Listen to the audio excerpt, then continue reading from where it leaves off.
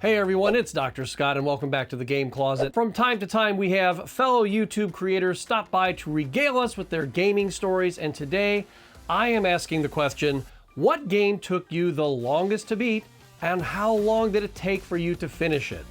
Are you still wrestling with that game even now? So let's begin with our masked friend from Up Down Select, RadBash. What's going on, guys? It's your boy RadBash, and special shout out to my buddy Scott from Game Closet for inviting me on this special collab. So we're supposed to talk about a game that maybe has taken us a little too long to beat. Have we ever beaten it? Are we still playing it?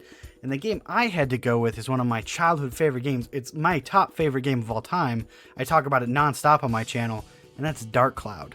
Now, I got this game way back for Christmas when the PS2 came out, and I remember sitting down with my parents and playing it, and I absolutely loved it. I still love it to this day. Think ActRaiser meets Zelda in a way. You go through the dungeons and fight enemies and collect pieces to then come out and rebuild the towns you're in, and I absolutely love this concept. I love just rearranging the towns all the time. And now, you may say, well, Rad, if this is your favorite game of all time, why haven't you beaten it yet?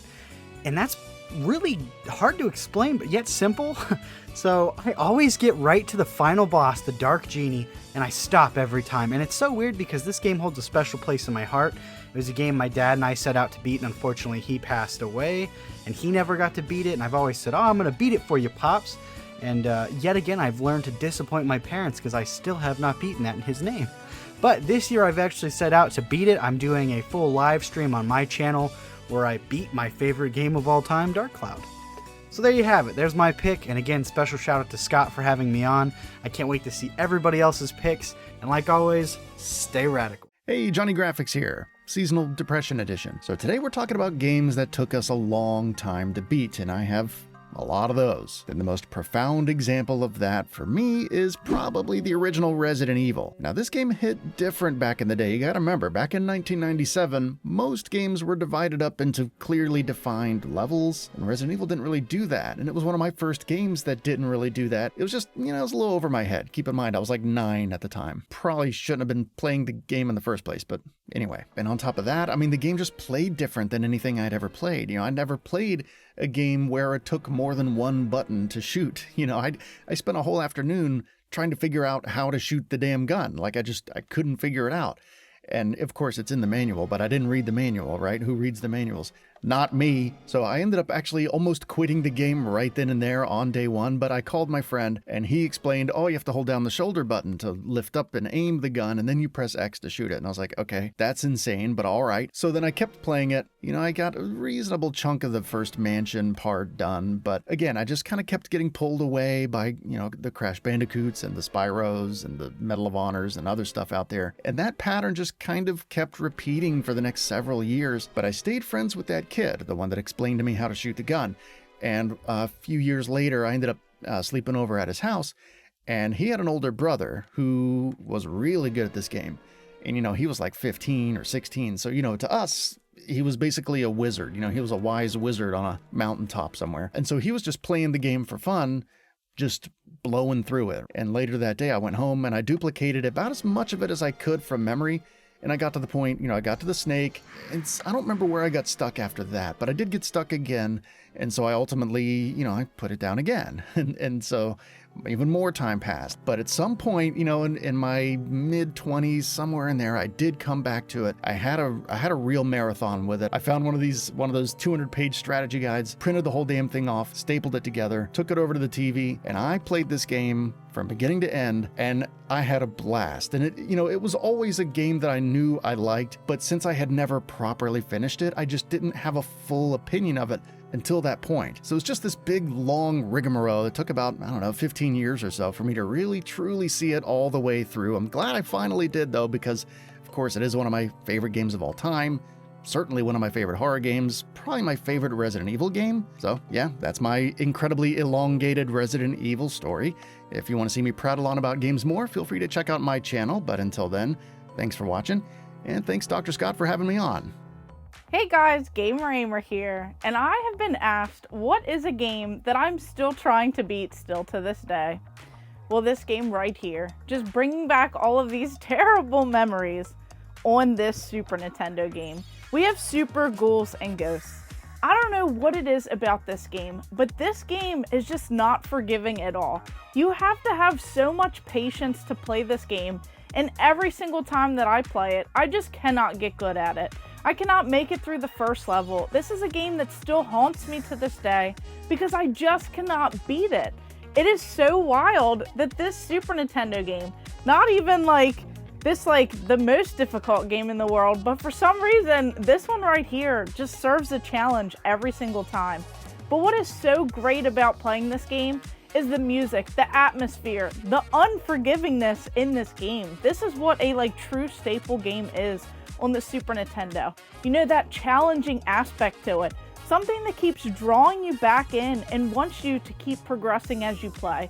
Now maybe if I slow it down a little, try and remember some of the patterns and just be a little bit more forgiving with myself when I'm playing this game, I'm really hoping that one day I can beat this and check it off the list. But that day is not coming anytime soon. So I want to know, have you beat Super Ghouls and Ghosts? Is this one of the challenging games? And are you one of the few who has actually beat this game with no difficulty at all? So I want to thank you for letting me jump in on this video. And now maybe I should give this game a try again and see if I can hopefully make it past the first level. What's up, everybody? Mystically's here, and big thanks to Dr. Scott for inviting me to be here today. Another collab, I'm always down. So what is the game that has taken you the longest to finish and why? And while there's a long list of games that can fit this criteria, I chose one that I recently just finished this year, and that game is Dark Cloud 2. Now, while I'm a huge mega fan of Dark Cloud 1 and have been since the time of release, I've waffled on Dark Cloud 2 for a long time. I didn't even get it till probably 2008, 2010, and when I first started playing it, it was a little overwhelming, you know. I mean, Dark Cloud in itself had a bit of a learning curve, and you add on all the new mechanics that they added in Dark Cloud 2, the inventing, you know, all the different weapon building, you know, the timed fishing events, you know, the mini golf game. They added so much on top of an already pretty packed up game. It was a little overwhelming, even you know, in 2008, 2010 for me. And I was expecting like the next Dark Cloud game, and it's definitely a bit different. They changed the diorama building system, and they changed a whole lot about the game. And probably 2, 3, 4 times I tried playing it over the years. I get a little bit further, but I never really felt like I grasped the systems of the game well enough to understand what I was supposed to be doing in a real efficient manner. You know what I mean? I was just kind of just winging it the whole time. But this year, I buckled down, and I put the boots to the concrete, and I really did it. And it took about 60 hours, and I really got a better understanding of the system now, and it is such an awesome advanced game for its time. Like, it's hard to believe, but Dark Cloud 2 has got to be my pick for this subject, and I really like doing these different types of collabs. Anytime you want to do it, man, you just let me know. On to the next person. See you later. I'm Brian with Retro Trade, aka host of the show, Basement Talk, with all the rest of the retro traders. So you want to know what my favorite game is, and you want to know how long it took me to beat it. Well, let me tell you, one of my favorite games is for the Super Nintendo, which I am a very heavy collector on. So, Super Mario World. Get a good look at it. It's a great game. This is one of them games that took me a while to beat, but I still love to this day. So, if you've never seen this game, which I'm sure you have, let's take a look. Super Mario World for the Super Nintendo Entertainment System, aka SNES, is a true classic and one of the greatest platformers of all times. Released in the 1990 in Japan and 91 in North America, it serves as the launch title for the Super NES and showcased the system's upgraded graphics, sounds, and gameplay and capabilities. One of the game's standout features was its complex world map, which included hidden exits and levels that rewarded exploration.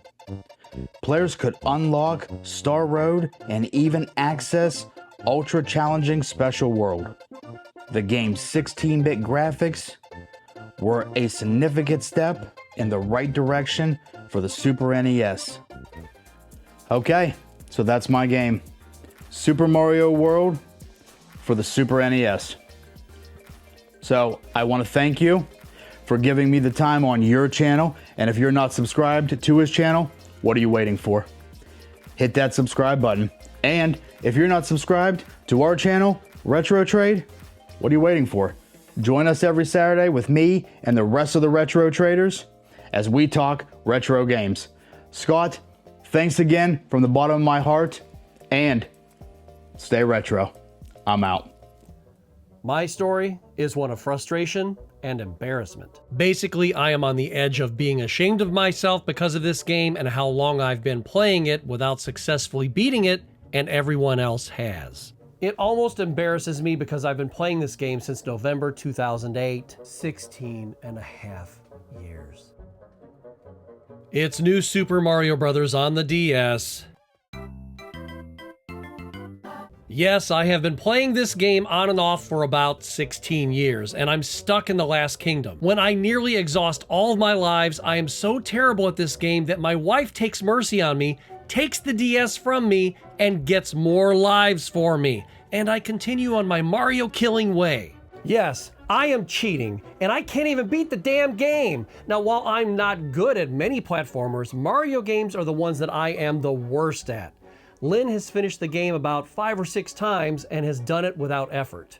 That's 7 times, Dr. Scott. I love playing the Mario games, but I am just so terrible at them, and New Super Mario Bros. DS is such a great game, but even the Mario Brothers are upset at me for being so terrible at the game. Mamma mia, Dr. Scott sucks! You ain't telling me nothing I don't know, pal. While I haven't played it constantly for 16 years, I did play it constantly for a long time. And then eventually life happened, and I would put it down and pick it back up. Eventually the times I played it became less frequent, and now I feel it's time to put this mustached Italian baby to bed. I need to start trying a couple of times a week until I beat the game. I did say beat in quotes because I will play an asterisk next to the word beat. Somebody help us. I'd like to say thanks to my YouTube friends for stopping by the Game Closet, and their channels are all linked down in the description below. Is there a game that is your personal bane?